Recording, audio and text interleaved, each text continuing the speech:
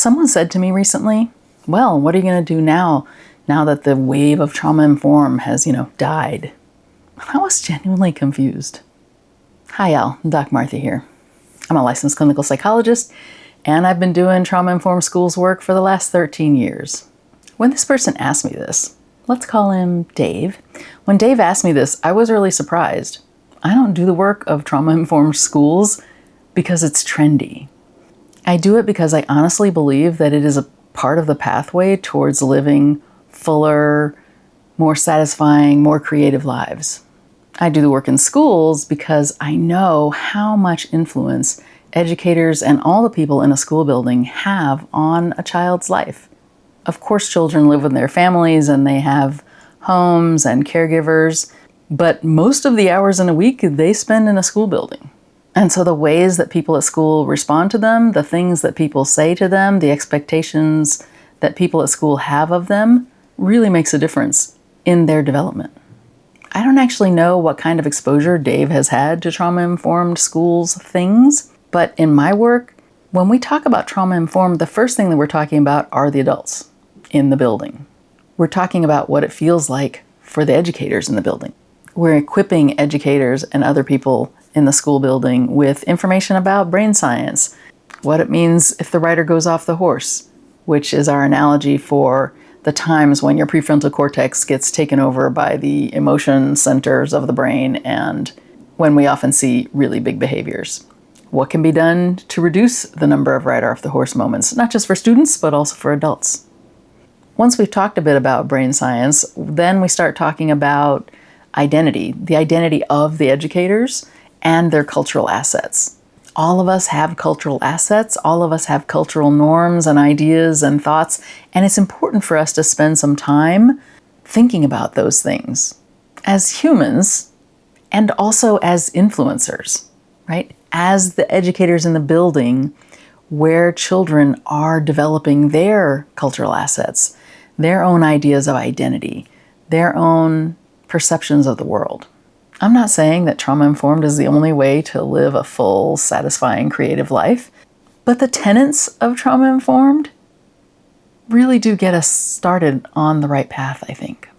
So beyond the brain science and cultural identity, most trauma-informed programs talk about things like safety, predictability, compassionate relationships, creating connections, fostering opportunities for agency, and resilience. Sometimes you hear about building trust, building community, and none of those ideas are relegated to trauma-informed.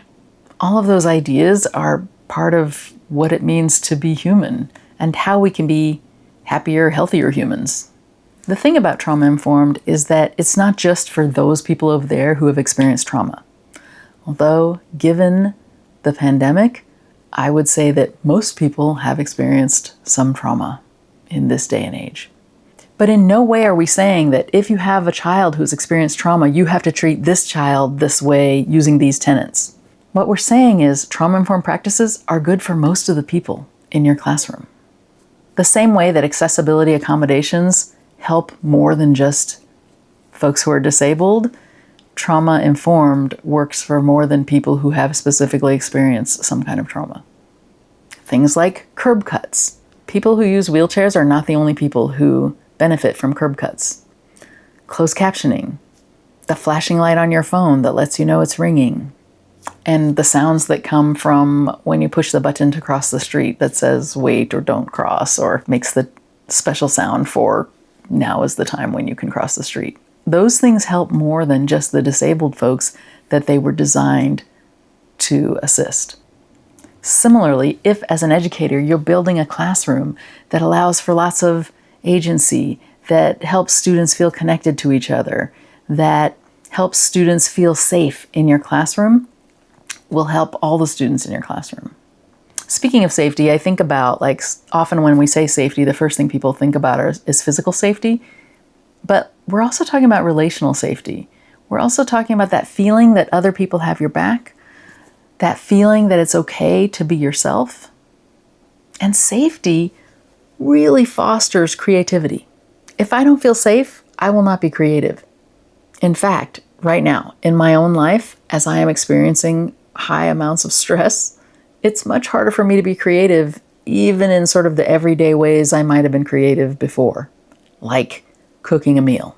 A lot of my meals have become very just sort of formulaic. I put the same things together over and over again. I'm not really trying out new flavors or varying them that much. In part because I don't feel safe enough to allow that space for myself, given what's going on in the world around us. So for me, trauma-informed is not a wave. It's how I see the world, and it's part of what I think will lead us to a brighter future. So I'd love to hear from y'all. What are some things that you still believe in that other people think are no longer important? Drop it in the comments, and as always, like and subscribe for more content. Take care, y'all.